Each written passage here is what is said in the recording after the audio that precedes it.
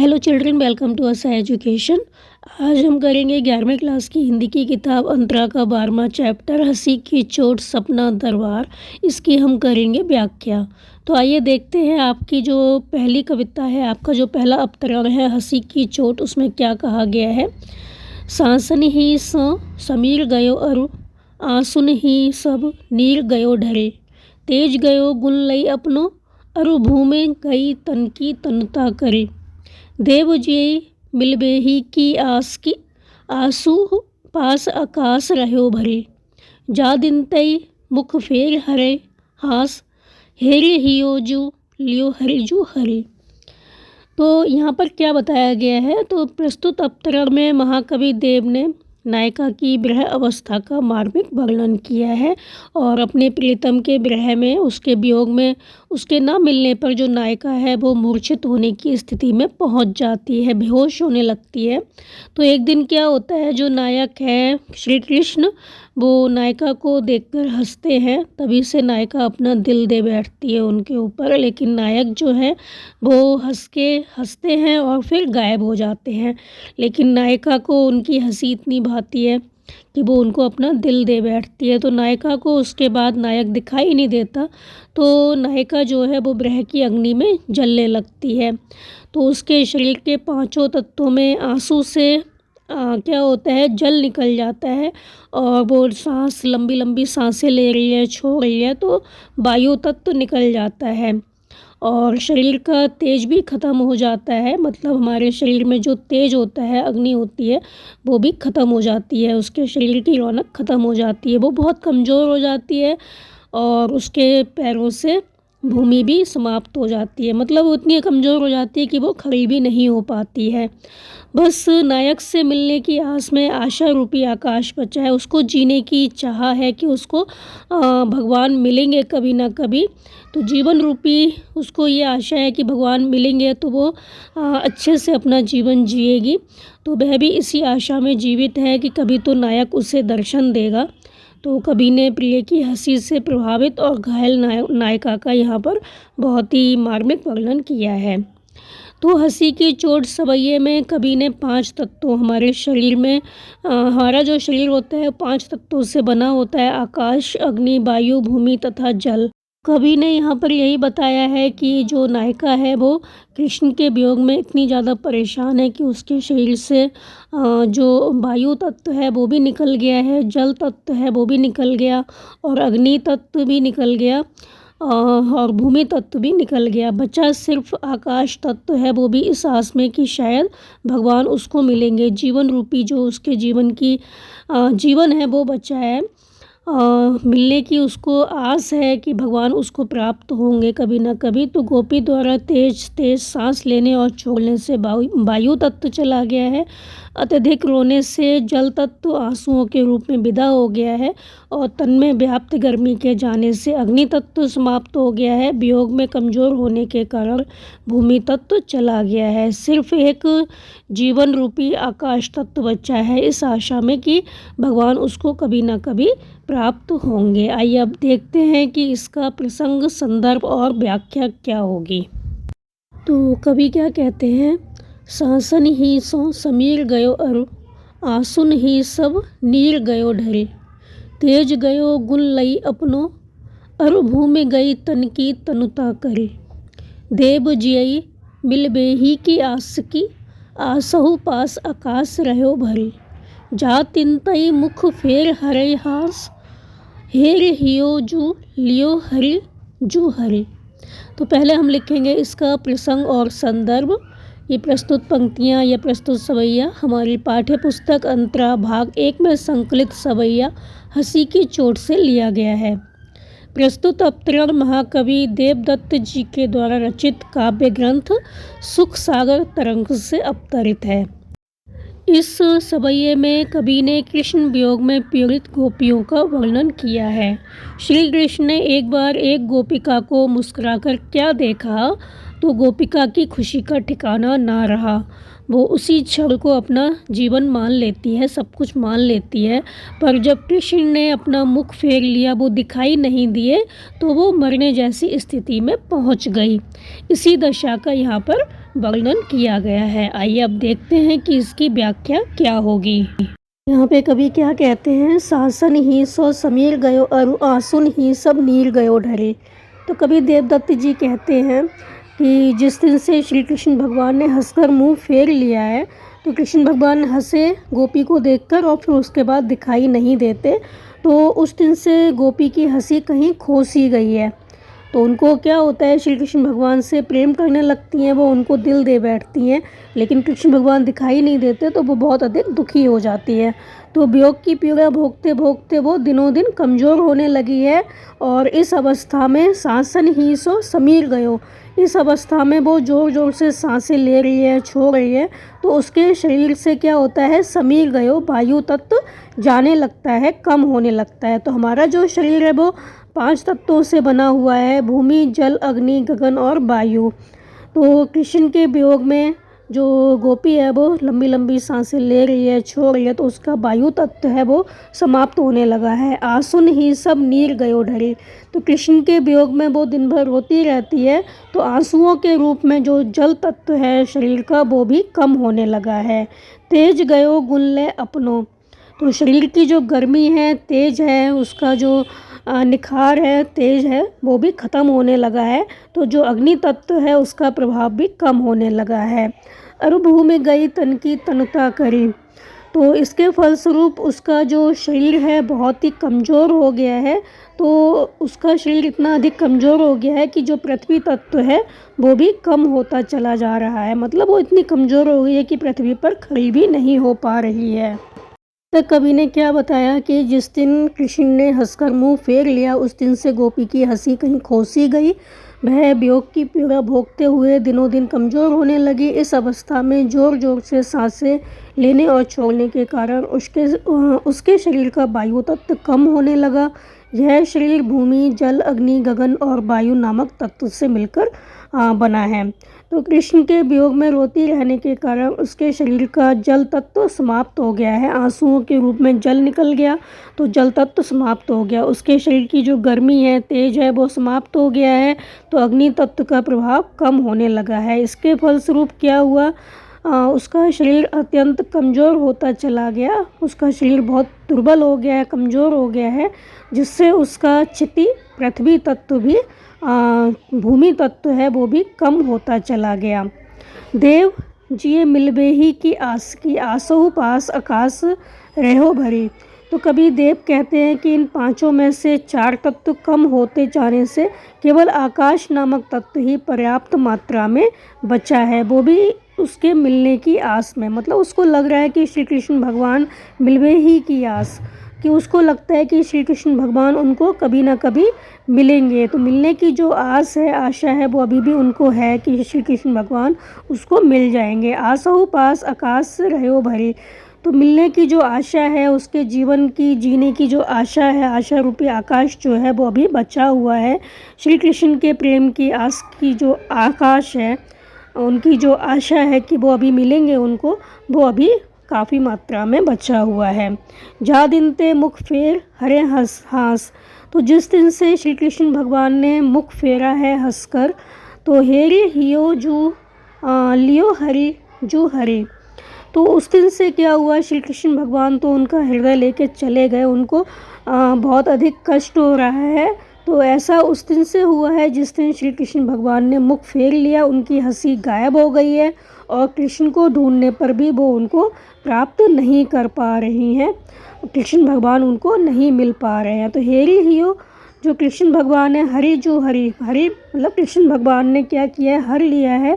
किसको, उनके दिल को हर लिया है। और कृष्ण भगवान जो है मिल नहीं रहे हैं, तो वो बहुत अधिक परेशान हैं, दुखी हैं। तो इसका अर्थ एक बार और समझ लेते हैं। तो कवि देव कहते हैं कि जिस दिन कृष्ण ने हंसकर मुंह फेरा है, उस दिन से जो गोपियां हैं उनकी हंसी कहीं खो गई है और वो वियोग की पीड़ा भोगते भोगते दिनों दिन कमज़ोर होती जा रही हैं। इस अवस्था में ज़ोर ज़ोर से सांसें लेने और छोड़ने के कारण जो गोपी है उसके शरीर का वायु तत्व कम होने लगा है। हमारा शरीर 5 तत्वों से मिलकर बना है, भूमि, जल, अग्नि, गगन, वायु। तो कृष्ण के वियोग में रोती रहने के कारण उसके शरीर का जल तत्व खत्म हो गया है। आंसुओं के रूप में सारा जल निकल गया है। शरीर का जो तेज है, गर्मी है, वो समाप्त हो गई है। इस वजह से उसका जो अग्नि तत्व है उसका प्रभाव कम होने लगा है। फलस्वरूप उसका शरीर बहुत अधिक दुर्बल होता चला जा रहा है, जिससे उसका क्षिति तत्व कम हो गया है, पृथ्वी तत्व कम हो गया है, वो पृथ्वी पर खड़ी भी नहीं हो पा रही है। तो कबीरदेव कहते हैं कि इन पांचों में से 4 तत्व कम होते जाने से केवल आकाश नामक तत्व ही पर्याप्त मात्रा में बचा है, जिसके बल पर वह कृष्ण से मिलने की आशा लगाए हुए है। ऐसा उस दिन से हुआ है जिस दिन से कृष्ण ने मुंह फेरा है, और कृष्ण भगवान हंसे हैं, लेकिन उन्होंने क्या किया, मुंह फेर लिया, वो दिखाई नहीं दे रहे हैं, तो उसकी हंसी गायब हो गई है। जो गोपी है उसकी हंसी गायब हो गई है, उसके हृदय को श्री कृष्ण भगवान ने हर लिया है, और कृष्ण को ढूंढने पर भी वो उसको प्राप्त नहीं कर पा रही है। अब हम देखते हैं विशेष। तो कवि ने नायिका की ब्रह्म अवस्था का अत्यंत मार्मिक ढंग से यहाँ पर वर्णन किया है। इसमें ब्रह्म अवस्था की 10वीं अवस्था का उल्लेख है। 10वीं अवस्था का उल्लेख है, मतलब 10वीं अवस्था क्या होती है ब्रह्म की, जिसमें जो नायिका होती है, नायक होता है, वो मूर्छा की स्थिति में, बेहोश होने की स्थिति में पहुँच जाता है। और वियोग श्रृंगार की प्रधानता है, सबैया छंद है, ब्रज भाषा की कोमलकांत शब्दावली का प्रयोग किया गया है, मुक और अनप्रास अलंकारों का यहाँ पर प्रयोग किया गया है। तो हरि शब्द का प्रयोग यहाँ पर विभिन्न अर्थों में हुआ है, मतलब हरि शब्द से अनेक अर्थ निकलते हैं। तो यहाँ पर यमक अलंकार है, और तन की तनता, और हरे हंसी, हेल हियो आदि में क्या है, अनुप्रास अलंकार है। एक ही शब्द की आवृत्ति बार बार हुई है। ता शब्द की आवृत्ति, हा शब्द की आवृत्ति, मतलब हा शब्द और ता शब्द बार बार आया है। तो यहाँ पर क्या है, अनुप्रास अलंकार है। मुख फेर लेना मुहावरों का सटीक प्रयोग किया गया है। यहाँ पर मुख फेर लेना, ये मुहावरा यहाँ पर उन्होंने प्रयोग किया है। और लाक्षणिक और प्रतीकात्मक प्रयोग ने कवि के कथन को गहन बना दिया है। अब हम देखते हैं दूसरे अवतरण का अर्थ। तो ये है, जहर जहर झीनी परत मानो, गहर गहर घटा घेरी है गगन में, आने कहो श्याम मुँह सौ चली झूलबे को आज, फूली न समानी भई ऐसी हो मगन में। चाहत उठी गई सो निगोरी नींद, सो गए भाग मेरे जाने व जगन में, आँख खोले देखूं तो ना घन है ना घनश्याम, बेइच्छाई बूंदे मेरे आंसू हूँ द्रगन में। तो इसका क्या अर्थ है, पहले हम देखते हैं इसका क्या सारांश होगा। तो इसमें बताया गया है इस अवतरण में कि महाकवि देव ने उस गोपी का वर्णन किया है जिसने सपने में कृष्ण के साथ झूला झूला है। तो एक गोपी है, वो कृष्ण के साथ झूला झूलती है सपने में। तो गोपी क्या कहती है कि नींद में उसने सपना देखा कि बूंदों की झड़ी लगी हुई है, बारिश हो रही है, आकाश में बने जो बादल हैं इधर उधर जा रहे हैं। ऐसे में श्री कृष्ण भगवान उसके पास आते हैं और उससे कहते हैं कि तुम मेरे साथ झूला झूलने चलोगी। तो यह सुनकर जो नायिका है बहुत प्रसन्न हो जाती है, उसकी खुशी का ठिकाना नहीं रहता। लेकिन जैसे ही वो झूला झूलने जाने लगती है, तभी उसकी जो नींद है वो टूट जाती है, और उसका स्वप्न भी टूट जाता है। जैसी नींद खुलती है वैसी स्वप्न भी टूट जाता है। तो आँख खुली तो उसने देखा ना तो वहाँ कृष्ण भगवान है और ना ही वहाँ पर बारिश हो रही है। ये सब कुछ उसने सपने में देखा। तो वो बहुत दुखी हो जाती है, उसकी आंखों से आंसू निकलने लगते हैं। तो यहाँ पर उन्होंने श्रृंगार रस का बहुत ही सुंदर वर्णन किया है। आइए देखते हैं अब इसकी क्या व्याख्या होगी। पहले हम देखते हैं इसका संदर्भ और प्रसंग। तो प्रस्तुत पद हमारी पाठ्य पुस्तक अंतरा में संकलित कविता सपना से लिया गया है। इसके रचयिता ऋतकालीन कवि देवदत्त जी हैं। तो यहाँ पर उन्होंने क्या बताया है, कोई गोपी है, वो कृष्ण के वियोग में डूबी हुई थी, उसकी आंख लग जाती है, वो सो जाती है, तभी उसको सपना दिखाई देता है। उसको ऐसा लगता है जैसे कि श्री कृष्ण भगवान उससे झूला झूलने के लिए कह रहे हों, तभी उसकी नींद खुल जाती है। फिर क्या होता है इसका वर्णन उन्होंने यहाँ पर किया है। तो यहाँ पे क्या कहा गया, जहर जहर जीनी परत मानो, गहर गहर घटा घेरी है गगन में। तो गोपी कहती है कि मुझे ऐसा लगा जब मैंने सपना देखा, तो सपने में मुझे क्या दिखाई दिया कि जहर जहर झीनी परत मानो, कि बरसाती बूंदों की झड़ी लगी हुई है, बरसाती बूंदें हैं, वो पानी बरस रहा है। गहरी गहरी घटा घेरी है गगन में, छोटी छोटी बूंदें टपक रही हैं आकाश में। घने काले बादल जो हैं, गहरी गहरी घटा घेरी, आकाश में घने काले बादल उमड़ घुमड़ रहे थे। तो और उन्होंने आने कहो श्याम में श्यामो सो चली झूलबे को आज। तो उन्होंने चारों दिशाओं को, जो बादल हैं उन्होंने चारों दिशाओं को घेर लिया है, गहरी गहरी घटा घेरी है गगन में, आकाश में जो काले काले बादल हैं वो उमड़ घुमा रहे थे, उन्होंने चारों दिशाओं को घेर लिया था। तो आने कहो श्याम मो सो चली झूलबे को आज। तो श्री कृष्ण ने आकर मुझसे कहा कि आओ आज झूला झूलने चलें। फूली न समानी मतलब बहुत प्रसन्न हो गई, मुहावरा है फूली ना समाना, फूला ना समाना। तो मैं बहुत प्रसन्न हो गई, बहुत अधिक खुश हो गई, भाई ऐसी हो मगन में। मैं तो प्रसन्नता भरे भावों में मगन हो गई, मैं बहुत अधिक खुश हो गई। चाहत उठी गई सो निगोरी नींद। तो मैंने श्री कृष्ण के साथ जाने के लिए मैं जैसे ही उठना चाहती थी, लेकिन मेरी जो नींद थी, निगोरी नींद थी, वो निर्दयी नींद थी, वो टूट गई। सोए गए भाग मेरे जाने व जगन में। तो मेरे इस जागने से क्या हुआ, मेरे भाग्य जो हैं वो सो गए। तो मैं अच्छा खासा सपना देख रही थी कि मैं श्री कृष्ण के साथ जा रही हूँ झूला झूलने के लिए, लेकिन मेरी नींद टूट गई। तो मेरा जो सपना था वो भी टूट गया। तो मैं जो जा रही थी श्री कृष्ण के साथ झूला झूलने के लिए, वो भी नहीं जा पाई। मेरी जो निर्दयी नींद थी वो खुल गई, मेरा सपना टूट गया। मेरे इस जागने से जो मेरा भाग्य खुला था श्री कृष्ण के साथ झूला झूलने का, वो भी सो गया। तो आँख खोले देखो तो ना घन है ना घनश्याम। मैंने आंखें खोल कर देखा तो ना तो वहाँ घन थे, मतलब ना तो वहाँ बादल थे, और ना घनश्याम थे, ना श्री कृष्ण भगवान थे। बेई छाई बूंदे मेरे आंसू हों द्रगन में।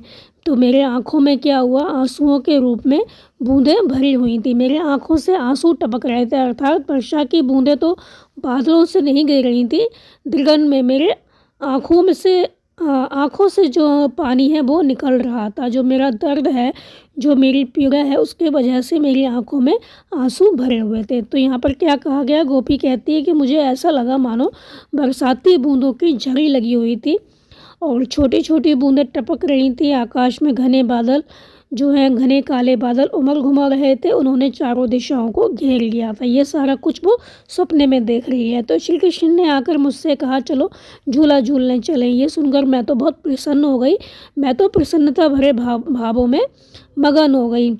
तो मैंने श्री कृष्ण के साथ जाने के लिए आना चाहा, मैं चाहती थी श्री कृष्ण के साथ जाऊं, झूला झूलूं, लेकिन तभी क्या हुआ, मेरी नींद टूट जाती है, मेरी नींद खुल जाती है। तो मेरे इस जागने से क्या हुआ, जो मेरा भाग्य जागा था वो सो गया। तो मैंने आंखें खोलकर जब देखा तो ना तो वहाँ बादल थे, ना श्री कृष्ण भगवान थे। तो मेरी आंखों में आंसुओं के रूप में बूंदें भरी हुई थी। अर्थात वर्षा की बूंदें तो बादलों से नहीं गिर रही थी, पर दर्द के कारण, मतलब मुझे इतना अधिक अफसोस हुआ कि मेरी नींद खुल गई, मुझे बहुत ज़्यादा दुख दर्द हुआ। तो पीड़ा के कारण मेरी आँखों से आंसू निकलने लगे, मेरी आँखें आंसुओं से भरी हुई थी। तो हम देखते हैं विशेष। तो कवि ने यहाँ पर श्री कृष्ण के वियोग में गोपी के हृदय की पीड़ा को व्यक्त किया है, प्रकट किया है। और वियोग श्रृंगार रस प्राधान्य है, अनुप्रास, उत्प्रेक्षा, लोकोक्ति और मानविक राग अलंकारों का यहाँ पर प्रयोग किया गया है। और ब्रज भाषा का प्रयोग है जिसमें तद्भव शब्दावली का अधिक प्रयोग है। कवित छंद का प्रयोग हुआ है, गहता का गुण विद्यमान है, मतलब इसे गा सकते हैं। अब हम देखते हैं आपके अंतिम अवतरण का क्या अर्थ होगा। ये है दरबार। इसमें बताया गया है साहिब अंध मुसाहय मूक सभा बहेरी रंग रीछ को माच्यो भूल्यो तहाँ भटक्यो घट औघट भूलवे को काहू कर्म न बाच्यो वेश न सूझ्यो काह्यो समझ्यो न बतायो सुनियो न कहा रुचि राच्यो देव तहाँ निवरे नटकी बिगड़ी मतिको सगरी निसी नाच्यो। तो यहाँ पे क्या बताया गया ये समझ लेते हैं पहले। तो जो देव थे वो दरबारी कवि थे और इस अवतरण में उन्होंने बताया है कि किसी राजा के दरबार की अव्यवस्था कैसी थी। तो यहाँ पर किसी राजा के दरबार की अव्यवस्था का वर्णन किया गया है। तो दरबार की निष्क्रिय और पतनशील सामंती व्यवस्था की कवि ने कटु आलोचना की है। तो यहाँ पर कवि ने मूर्ख राजा की सभा के विषय में कहा है कि सभा के सदस्य जो हैं वो बहरे हैं, कोई कुछ भी कहे वह अच्छे बुरे में भेद व्यक्त नहीं करते, उनको नहीं पता कि क्या अच्छा है क्या बुरा है। ओछी और जो बाजारू बातें हैं वो उनको पसंद आती हैं। कोई भी किसी के द्वारा किए गए श्रेष्ठ कार्यों की महत्ता को नहीं समझता, कोई महत्व नहीं देता किसी के श्रेष्ठ कार्य करने पर। वे वही समझते और करते हैं जो उनको अच्छा लगता है। अपनी कला और प्रतिभा को छोड़ वो सारी रात क्या करते हैं, राजा की पसंद के कारण नाचते रहते थे। तो राजा को नाच गाना पसंद था, उनको जो बाजारू बातें थी वो पसंद थी। तो यही सब जो उनके दरबार के जो दरबारी थे राजा के दरबार के, वो राजा को खुश करने के लिए यही से सब काम करते रहते थे। उनको ये भी नहीं पता था कि क्या सही है क्या गलत है। वो मूर्ख राजा की सभा में जैसा राजा कहता था, जैसा कुछ राजा को पसंद था, वही सब कुछ करते थे। तो यहाँ पर जो कवि हैं उन्होंने दरबार की निष्क्रिय और पतनशील सामंती व्यवस्था की कटु आलोचना की है। अब हम देखते हैं कि इसका प्रसंग और संदर्भ क्या होगा। तो पहले हम देखते हैं इसका प्रसंग और संदर्भ की प्रस्तुत अवतरण हमारी पाठ्य पुस्तक अंतरा में संकलित पाठ से लिया गया है और इसके रचयिता ऋतकालीन कवि देवदत्त जी हैं, देव जी हैं।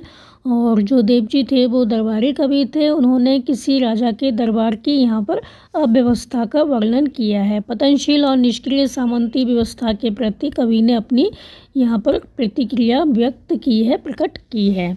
अब हम देखते हैं इसकी व्याख्या। अब हम देखते हैं कि इसका क्या अर्थ होगा। तो साहिब अंध, जो साहिब है मतलब जो राजा हैं वो अकल के अंधे हैं। कभी कहते हैं कि बुद्धि और विवेक से रहित राजा अकल का अंधा है। मुसाहिब मूक, और जो राज के दरबारी हैं, सैनिक वगैरह हैं, राज दरबार में काम करने वाले जो लोग हैं, दरबारी हैं, वो क्या है, मूक हैं, चुप हैं। अच्छा बुरा सब देखकर वो भी क्या है, विवशतापूर्वक, विवशतावश चुप हैं, कुछ कह नहीं सकते क्योंकि वहाँ का राजा जो है अकल का अंधा है। सभा बहेरी, वे जो दरबारी हैं वो किसी भी प्रकार की प्रतिक्रिया प्रकट नहीं करते हैं। उनकी जो सभा है वो बहरी है। और रंग रीझ को माच्यो, कोई कुछ भी कहे वो अच्छे बुरे का भेद नहीं करती है। और रंग रीझ को माच्यो, व्यर्थ में तुच्छ और हे जो बातें होती हैं, बेकार की बातें होती हैं, नीचतापूर्ण बातें होती हैं, उन पर रीझने का प्रचलन हो गया है। बेकार की बातों पर वो प्रसन्न होते हैं। तो साहिब अंध मुसाहिब मूक सभा बहरी रंग रीझ को माच्यो, यहाँ तक का क्या अर्थ हुआ। कभी कहते हैं कि बुद्धि और विवेक से रहित राजा अकल का अंधा है और उसके दरबारी अच्छा बुरा सब देखकर भी विवशतापूर्वक, विवशतावश चुप रहते हैं। वह किसी भी प्रकार की प्रतिक्रिया प्रकट नहीं करते क्योंकि उनका राजा जो है मूर्ख है। वो कितनी भी अकल की बातें करें, राजा को समझ में नहीं आती तो वो चुप रहते हैं।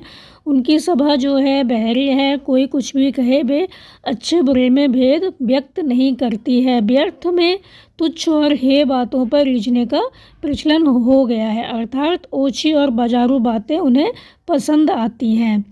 भूल्यो ता भटक्यो घट औघट बूढ़ो को काहू कर्म बाच्यो, तो गहरी कठिन और दुर्गम मार्ग को सुलझाने की राह न ढूंढकर सब लोग क्या करते हैं, भूल्यो तहाँ भटक्यो, सारे लोग व्यर्थी भटकते रहते हैं। तो किसी भी समस्या का हल ना निकाल कर वो व्यर्थ में भटक रहे हैं और कोई भी किसी के द्वारा किए गए श्रेष्ठ कार्यों को महत्व नहीं देता है। तो भूल्यो तहाँ भटक्यो घट औघट बूढ़े को काहू कर्म न बाच्यो, कोई अच्छे कर्म करता है तब भी वो उनको नहीं बाचता, उनकी प्रसन्नता नहीं करता, महत्व नहीं देता। तो गहरी कठिन और दुर्गम मार्ग को सुलझाने की राह ना ढूंढकर सब लोग व्यर्थ भटकते हैं, बेकार में भटकते रहते हैं। कोई भी किसी के द्वारा किए गए श्रेष्ठ कार्यों की महत्ता को नहीं समझता है। तो जो श्रेष्ठ कार्य किए जा रहे हैं उनका कितना अधिक महत्व है इस बात को नहीं समझता है। वेश न सूझ्यो काह्यो समझ्यो न बतायो, सुन्यो न कहा रुचि राच्यो। तो अपना पराया असली नकली भेष किसी को नहीं सूझता। भेष न सूझ्यो, किसी को भेष नहीं पता कि ये असली है, नकली है, अपना है, पराया है। यदि उनको कुछ कहकर समझाया जाए तो वे समझते नहीं हैं, बताने पर न बतायो सुनियो ना, बताने पर सुनते नहीं हैं, समझियो ना समझते नहीं हैं, कहने पर समझते नहीं हैं।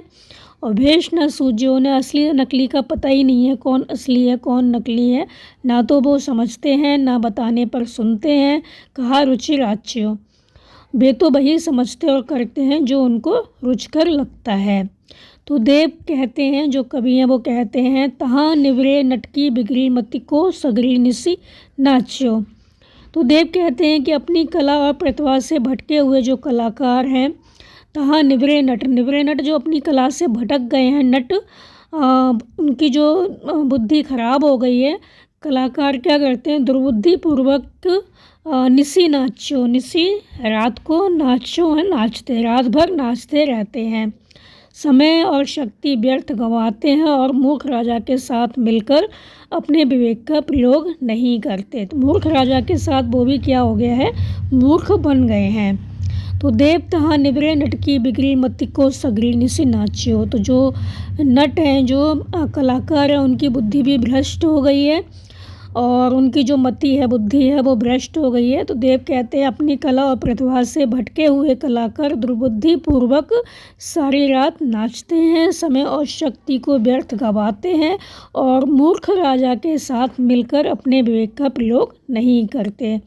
तो वो मूर्ख राजा के साथ मिल गए हैं, उन्हीं की हाँ में हाँ मिलाते हैं, ना तो सुनते हैं, ना समझते हैं, ना उन्हें गलत सही का ज्ञान है। तो यहाँ पर कवि क्या कहते हैं, कवि कहते हैं कि बुद्धि और विवेक से रहित राजा अकल का अंधा है और उसके दरबारी अच्छा बुरा सब देखकर भी विवशतावश चुप रहते हैं। वे किसी प्रकार की प्रतिक्रिया प्रकट नहीं करते, उसकी सभा बहरी है और कोई कुछ भी कहे वे अच्छे बुरे में भेद व्यक्त नहीं करती। व्यर्थ में तुच्छ और हे बातों पर रिझने का प्रचलन हो गया है, अर्थात ओझी और बाजारू बातें, जो बाजारू बातें होती हैं, बेकार की बातें हैं, वो उनको पसंद आती हैं।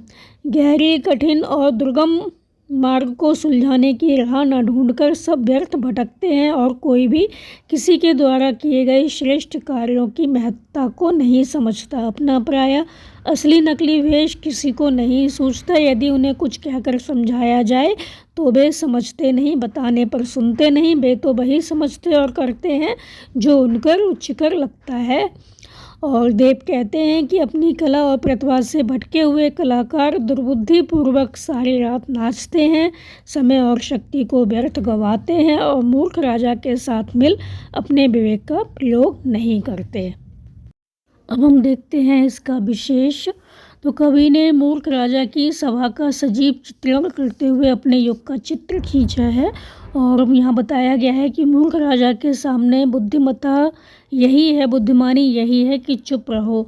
ब्रज भाषा का प्रयोग किया गया है जिसमें तद्भव शब्दावली की अधिकता है, अनुप्रास का सहज स्वाभाविक प्रयोग किया गया है और सवैया छंद का प्रयोग किया गया है। तो ये थे आपके अर्थ और व्याख्या। उम्मीद है आपको समझ में आया होगा, तो आप इसको अच्छे से समझ कर याद कर लीजिए और हमारे चैनल असह एजुकेशन को लाइक कीजिए, सब्सक्राइब कीजिए और शेयर करना बिल्कुल मत भूला करिए। Thank you.